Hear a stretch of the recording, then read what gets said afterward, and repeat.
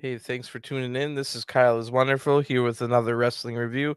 This time it's NXT Level Up from July 1st, 2022. And let's get right into it. It looks like another good show.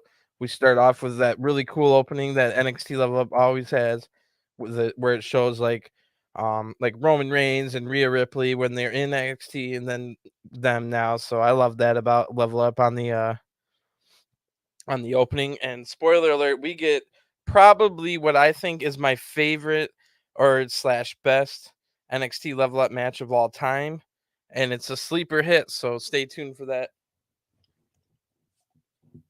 And the announcers tell us that SmackDown just finished, so I like that. They even though this is taped and recorded on Wednesday before or on Tuesday before NXT 2.0, they even made this say like, "Oh yeah, you guys just finished SmackDown. Thanks for tuning in." So Channing Stacks Lorenzo is out for singles action. Remember, he just lost his tag team partner to getting released in real life thanks to breaking protocol. But Channing Stacks Lorenzo is out with Tony D'Angelo as his manager. And then making his debut on television is Hank Walker. Now, we saw Hank Walker on the first round of NXT house shows a couple weeks ago. And he's a big guy. He's from North Carolina, played college football all the way up to maybe like a year or so in the NFL as an offensive lineman. So big guy here, Hank Walker. Hank has some pretty cool music. It's like slow country. It has lyrics, a guy singing. And like I said, he made his debut about 3 weeks ago, but this is his first time on TV. And Nigel McGuinness, one of the announcers, notes that Hank Walker looks like a giant Seth Rogen, and he kind of does. He has that same hair anyway. Channing has given up a lot of size and strength, but shows off some great technique. Channing Lorenzo does. Hank shows that he's got good agility. So the former NFL offensive lineman with really good agility for his size. Hank is wrestling in a button-down T-shirt and jeans that can't be comfortable. Stacks then turns it around with a bunch of power moves. After a bunch of power moves from Walker, Stacks turns it around, I should say. Then Stacks hits a middle rope European uppercut straight out of Cesaro's repertoire. And then that takes down Walker off his feet. And again, I'm talking like this guy's like, I don't know, 6'3, 6'4, 300 pounds.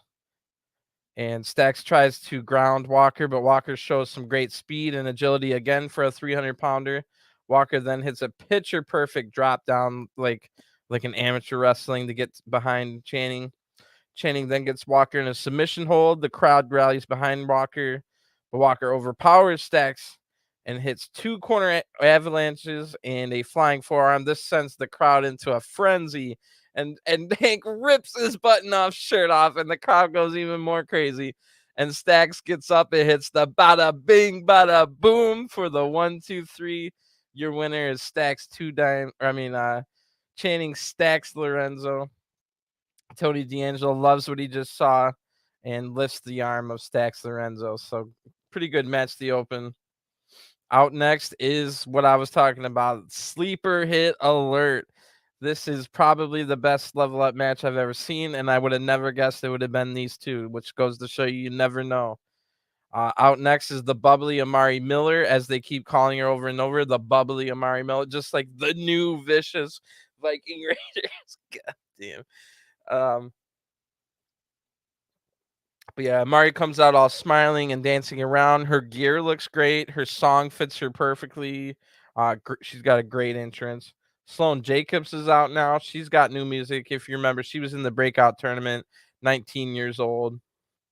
Um, her music definitely reminds me of somebody from the Attitude Era. I couldn't quite put my finger on it, but it's got like the beat of somebody from the Attitude Era, like maybe like an old Triple H song or something.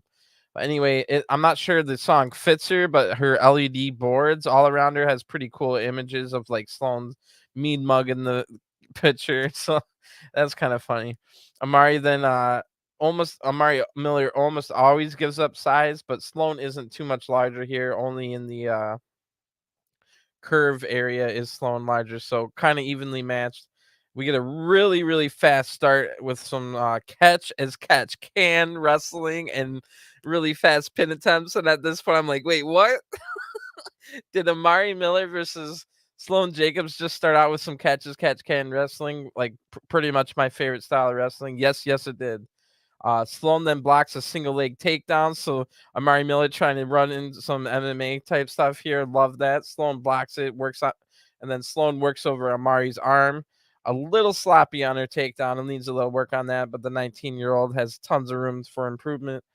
And is already really good. So wow, Amari Miller now hits a really good looking amateur takedown, and whew, this match. So then we get a little bit of lucha libre now from Amari Miller. So just showing she's got a little bit of everything. And Sloane slows the match down with a crossbody. Great match for level up standards. Sloane then works over the arm again and hits a slam down on the arm. And I'm thinking if this gets a little bit more time, it could be the best level up match ever. So Sloane locks in another arm lock. The crowd starts to rally behind Amari, and they chose not to start the comeback yet. So she works over the arm some more. The crowd rallies again, and Amari gets out by slamming Sloane like awkwardly into the ropes. That looked brutal. That was really nice. And speaking of brutal, Sloane just shakes that off, gets right up, hits one of the biggest strikes of the match so far, a giant running big boot. Amari Miller goes down. Sloane works over the arm a little bit more, trying to get the submission victory. The crowd rallies again. Amari gets to her feet. Then Amari hits a few strikes, a spinning kick in the corner, which looked really nice. And Amari hits the broski boot after that. And Sloane is able to catch Amari with a roll up after that for a 2 count. But right after that, Amari hits the Kansas City knockout, which is a cravat knee strike, like basically grabbing the person like this and banging their head right onto your knee for the 1, 2, 3. Amari Miller wins probably the best match on Level Up ever, or it's definitely in the top 3. And I wish it was a little bit longer, but hopefully we get to see this match again on NXT 2.0 with a little more length. Amari celebrates her big win and smiles. So great stuff here from the women. Did not expect to see that out of them. I was excited to see Amari Miller back and Sloane Jacobs again, but I did not expect that one. So the main event has a lot to live up to after that one. Let me get a drink because I was real excited. I might watch that match again. It's not that long, so I just couldn't believe. I was blown away when they started out with some catch can wrestling. Not to say women can't do catch, or not to say like 19-year-olds don't know catch wrestling, but you have to go watch the Sloane Jacobs Amari Miller match. It had catch can, it had counterattack, lucha libre, submission wrestling, really good stuff. Loved it. So our main event, Javier Bernal, who sadly has not been really featured on NXT 2.0 television, so you might not know who he is unless you're an NXT nerd like I am. Javier is from Colombia, but he's like has lived in America from Miami. So he's got like Colombian flag all over his LED boards. He comes out to this 80s rock music and a leather jacket.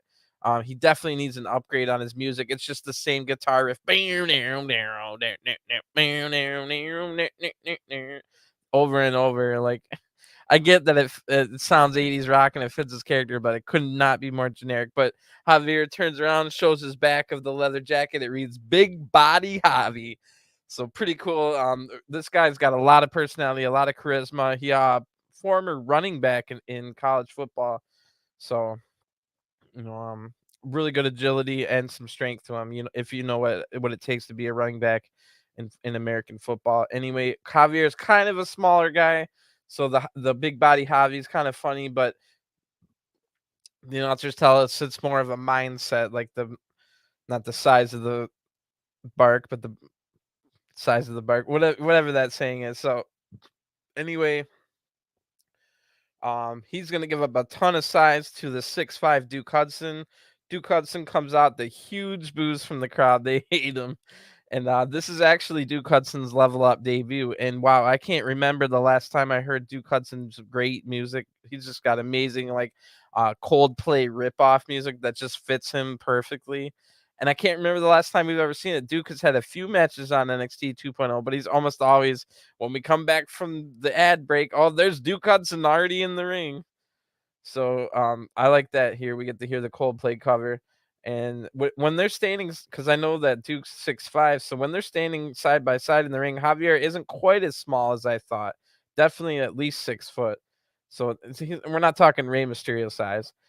Duke starts by blocking a few attacks with his power, able to overpower Javier Bernal.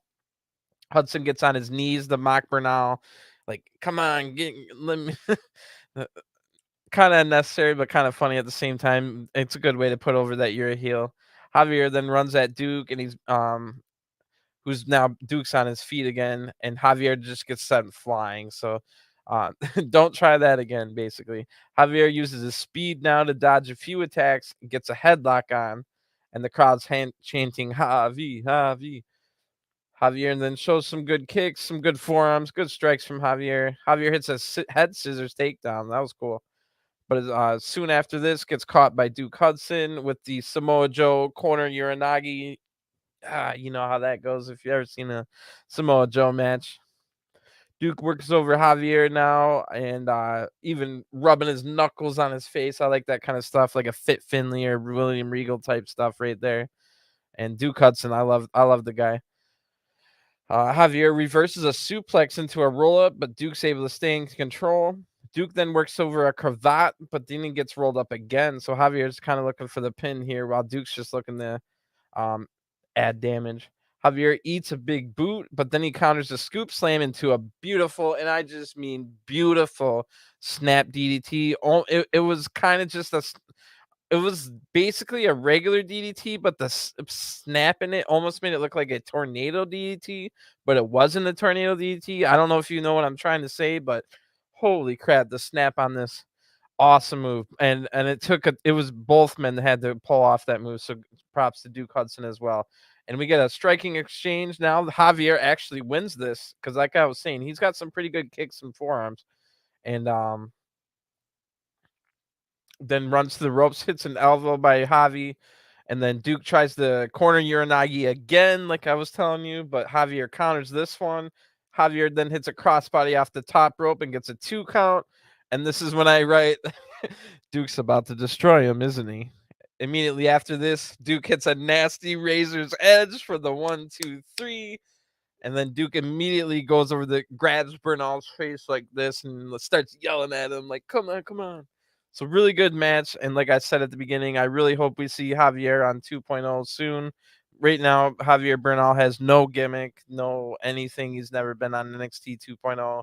And I think he's proven himself enough to at least get a chance. Give him a video package, tell people about him. Hey, this guy played football and he's Colombian. He lives in Miami and he's listens to heavy metal and kind of like how we got with Lash Legend and Nathan Frazier a couple of weeks ago.